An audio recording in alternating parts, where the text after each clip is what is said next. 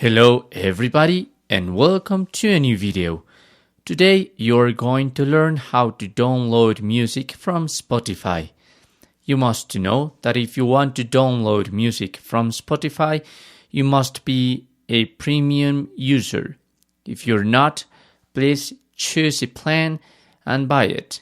There's no other way to download music from Spotify. Then when you're a premium user, you will have to choose the song that you want to download. Let's say, for instance, this artist, Party in the USA perhaps, and now you're going to click on the 3 points at the end of the song, and now add to playlist.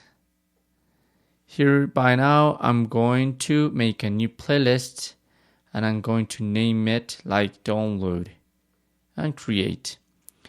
Now if I go to my library and look for this playlist, as you see download, I have the choice to download the entire playlist. So here in the medium menu, I have 3 dots. I can click there and I'm going to have the option download. Also, if you check the symbol, it's the same that you have right here. So you can click on it and automatically Spotify is going to download that song and you're going to be able to listen to it without internet.